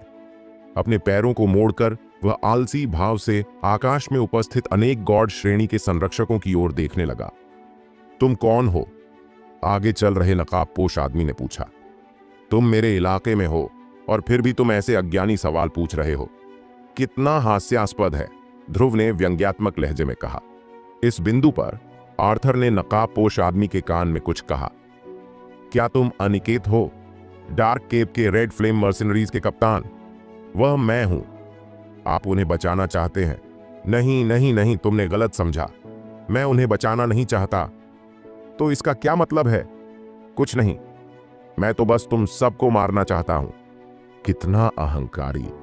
अनिकेत, क्या तुम्हें लगता है कि अपनी मिड गॉड रैंकर की ताकत से तुम हम में से इतने लोगों को हरा सकते हो? जल्दी से चले जाओ और मैं दिखावा करूंगा कि मैंने तुम्हें कभी नहीं देखा, वरना मुझे असभ्य होने का दोष मत दो। ध्रुव ने व्यंग्यात्मक लहजे में कहा। मैं नहीं जाऊंगा। मैं देखना चाहता हूं कि तुम कितने असभ्य होगे। आप? ये जवाब सुनकर नकाबपोश आदमी को समझ में नहीं आया कि क्या कहे। इस तथ्य से अंदाजा लगाते हुए कि ध्रुव ने ऑगस्टस और सेलेना को बिना उसकी जानकारी के बचाया था, ध्रुव निश्चित रूप से उतना सरल नहीं था जितना कि मिड गॉड रैंकर जिसका आर्थर ने उल्लेख किया था। ऐसा इसलिए था क्योंकि वह एक मिड गॉड रैंकर भी था। उसने सोचा कि किसी अन्य मिड गॉड रैंकर की जानकारी के बिना किसी को बचाना उसके लिए बिल्कुल असंभव था। यदि ध्रुव ऐसा कर सकता था तो केवल 2 ही संभावनाएं थीं। एक बात यह थी कि ध्रुव का स्तर उसके राज्य से कहीं अधिक ऊंचा था। दूसरी बात यह थी कि ध्रुव में एक छिपी हुई प्रतिभा थी और उसकी शारीरिक गति बहुत तेज थी, चाहे वह कोई भी हो। यदि दूसरा पक्ष उसकी धारणा से बच सकता है तो इसका अर्थ यह होगा कि वह व्यक्ति ऐसा नहीं है जिसके साथ वह आसानी से निपट सकता है। जिस क्षण ध्रुव प्रकट हुआ, वहां उपस्थित सभी लोगों को लगा कि वे आखिरकार बच गए। मूल रूप से कल डार्क केप में ध्रुव द्वारा अपनी ताकत दिखाने के बाद लगभग सभी छिपे हुए परिवार और संप्रदाय उससे असंतुष्ट थे। हालांकि इस क्षण उन्हें देखकर इन लोगों को ऐसा महसूस हुआ कि वे अपने रिश्तेदारों से भी ज्यादा उनके करीब हैं। कई लोग तो भावुक होकर आंसू भी बहा रहे थे, निराशा से आशा की ओर। ऐसा लग रहा था जैसे वे अभी अभी मौत की अनुभूति से वापस लौटे हों। यह ध्रुव ही था जिसने उन्हें मौत के कगार से वापस लाया। यह अनिकेत है, हम आखिरकार बच गए, हमें मरना नहीं पड़ेगा, हा हा हा, भगवान हमें नहीं मारेंगे, किसी ने जोर से हंसते हुए कहा। हंसते हुए उसकी आंखों से आंसू बह निकले। धन्यवाद अनिकेत, आपकी जीवन रक्षक कृपा के लिए। भविष्य में मैं निश्चित रूप से आपकी बात मानूंगा और इस नियम का पालन करूंगा कि सभी समान हैं। मैं भी। अनिकेत ने जो कहा वह सच है। मृत्यु का अनुभव करने के बाद ही मुझे एहसास हुआ कि हमारा जीवन आम लोगों से बेहतर नहीं है और अभिभावकों का जीवन हमसे बेहतर नहीं है। ठीक है, अनिकेत ने हमें बचाया और इतने सारे अभिभावकों को नाराज करने से नहीं डरता। हमें उसे निराश नहीं करना चाहिए। अनगिनत लोग उत्साह से चिल्लाने लगे। सेलेना ने ध्रुव की ओर देखा, जो शीर्ष पर संदेहपूर्ण ढंग से बैठा था। अनिकेत वास्तव में ध्रुव है? इस खबर ने उसे वास्तव में चौंका दिया। उसकी उम्र कितनी है? वह मुझसे 2 साल छोटा होगा, है ना? लेकिन पिताजी को भी लगा कि उसकी ताकत का कोई मुकाबला नहीं है। उसने कैसे प्रशिक्षण लिया? क्या वह सचमुच चुना हुआ है? क्या दुनिया की सारी किस्मत उसी में केंद्रित है? सेलेना ने अपने भावी आदमी को चकित होकर देखा। मास्क पहनने और कपड़े बदलने के अलावा बाकी सब कुछ ध्रुव से बिल्कुल मेल खाता था। साथ ही उसकी सूंघने की शक्ति कभी भी उससे झूठ नहीं बोलती थी। यह उसकी प्रतिभा थी और उसने इसके साथ कभी कोई गलती नहीं की थी। 6 गॉड रैंक के संरक्षक अब आयोजन स्थल से बाहर निकलने के सभी रास्तों को बंद नहीं कर रहे थे, बल्कि वे सभी एक साथ इकट्ठा हो गए थे। ऐसा इसलिए था क्योंकि वे सभी जानते थे कि अभी अनिकेत उनका सबसे बड़ा दुश्मन है। अगर वे अनिकेत को नहीं मारते तो वह आसानी से उन तक पहुंच जाता, जिस गति से उसने अभी अभी दिखाया था। वे अनिकेत को आगे निकलने का मौका नहीं दे सकते थे। उन्हें अनिकेत को संख्या बल से वश में करने के लिए एक साथ इकट्ठा होना था, ताकि उन्हें उसे हराने का मौका मिल सके। अनिकेत, आप अपने डार्क केप पर कब्जा करना जारी रख सकते हैं, क्योंकि हम आपके दुश्मन नहीं बनना चाहते। हमारा एकमात्र लक्ष्य सोमरलैंड है। अगर हम सोमरलैंड को नियंत्रित करते हैं तो सभी को लाभ होगा और रेड फ्लेम मर्सनरी भी कुछ संसाधनों पर कब्जा करने का अवसर ले सकते हैं। इसकी कोई जरूरत नहीं है। नकाबपोश आदमी ने उसे समझाना जारी रखा। इस संसाधन विहीन जगह पर रहना जारी रखो, क्योंकि सोमरलैंड में बहुत सारे संसाधन समृद्ध स्थान हैं। वह वास्तव में ध्रुव का दुश्मन नहीं बनना चाहता था। जब उसने ध्रुव को दोनों को बचाते हुए देखा तो वह घबरा गया। ऑगस्टस उससे सिर्फ 10 मीटर की दूरी पर था और फिर भी उसे ध्रुव ने बचा लिया। हालांकि जब यह हुआ तो नकाबपोश आदमी को कुछ भी महसूस नहीं हुआ। इतनी तेजी से अनिकेत ने पहल की और वह जब चाहे तब निकल सकता था या रुक सकता था। एक बार जब दोनों पक्ष लड़ने लगे तो क्या वह ध्रुव को रोक भी सकता था अगर ध्रुव ने फिर से ऐसी ही तेजी दिखाई? क्या संसाधन? मुझे उनकी बिल्कुल भी परवाह नहीं है। मैं बस तुम्हें पसंद नहीं करता और मैं तुम्हें मारना चाहता हूं, बस इतना ही, ध्रुव ने उदासीनता से कहा। उसने ऐसा करने में जल्दबाजी नहीं की, क्योंकि वह देखना चाहता था कि इन लोगों के कोई साथी तो नहीं है। सच कहूं तो ये 6 लोग उसके लिए कुछ भी नहीं थे। अब उसे लगा कि मेसन के लिए एक ही समय में 9 गॉड रैंकर्स से लड़ना इतना मुश्किल नहीं होगा। यदि उनमें से अधिक लोग भी आ जाएं, तो भी यह उसके लिए बच्चों का खेल ही रहेगा। ईमानदारी से कहूं तो उसे यह नहीं पता था कि मेसन ने जिन 9 देव रैंक संरक्षकों से लड़ाई की थी, उनमें से 2 दिवंगत देव रैंकर थे, उनमें से 3 मिड देव रैंकर थे और उनमें से 4 शुरुआती गॉड रैंकर्स थे। इस बीच उसके सामने के 6 में एक मिड देव रैंकर और 5 शुरुआती गॉड रैंकर्स थे। दोनों का लेआउट बहुत अलग था, इसलिए स्वाभाविक रूप से उसे लगेगा कि इन लोगों को हराना बहुत आसान है। इसके अलावा मेसन उस समय मर रहा था और वह अपने चरम पर नहीं था। यही कारण था कि फाल्कोनिया के नेतृत्व में विदेशी शत्रुतापूर्ण ताकतों ने उसे परखने के लिए लोगों को भेजने की हिम्मत की। फिर भी उन्हें इतनी बुरी हार की उम्मीद नहीं थी। यह कहा जा सकता है कि मेसन ने मरने से पहले ऐसा प्रदर्शन करके अनगिनत लोगों को चौंका दिया था। अनिकेत, मैं आपकी ताकत का सम्मान करता हूं और मैं आपका दुश्मन नहीं बनना चाहता। इसके अलावा मैंने आपको पहले ही काफी सम्मान दे दिया है।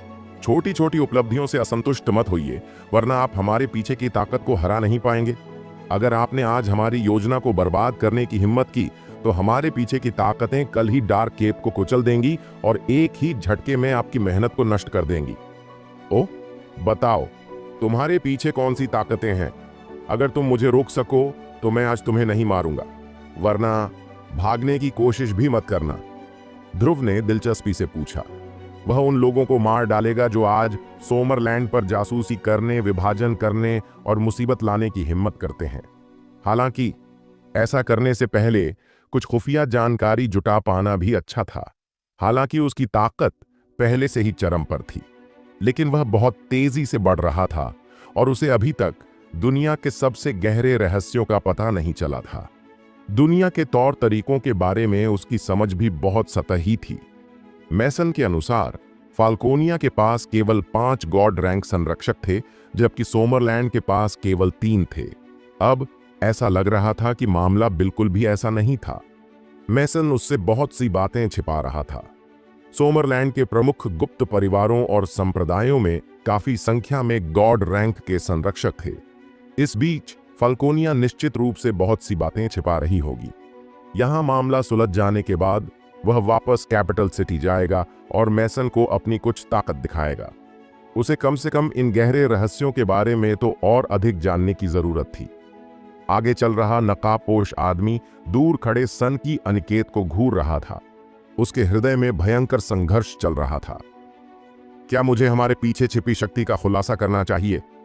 अगर वह ऐसा नहीं करता तो अनिकेत जाहिर तौर पर उन्हें आसानी से जाने नहीं देता और आज की योजना निश्चित रूप से विफल हो जाती। इससे परिवार की योजनाएं प्रभावित होती और उन्हें यह भी यकीन नहीं था कि वे अनिकेत से बच सकते हैं। हालांकि अगर वे ऐसा करते तो इससे अराजकता हो सकती थी, क्योंकि ग्रैंड मास्टर अभी तक नहीं जागा था। परिवार भी पूरी तरह से तैयार नहीं था। क्या तुम मुझे बताने जा रहे हो? अगर तुम मुझे नहीं बताओगे तो मैं कार्रवाई करने जा रहा हूं। जब तुम्हारे पीछे की ताकतें मुझे ढूंढ लेंगी तो मैं कहूंगा कि मुझे कुछ नहीं पता। तुमने मुझे वैसे भी नहीं बताया, इसलिए तुम बेकार में मरोगे, ध्रुव ने आग्रह किया। दोस्तों, आपको यह एपिसोड कैसा लगा हमें कमेंट करके जरूर बताएं और इस वीडियो को लाइक और शेयर करना ना भूलें। चलिए मिलते हैं एक नए एपिसोड के साथ।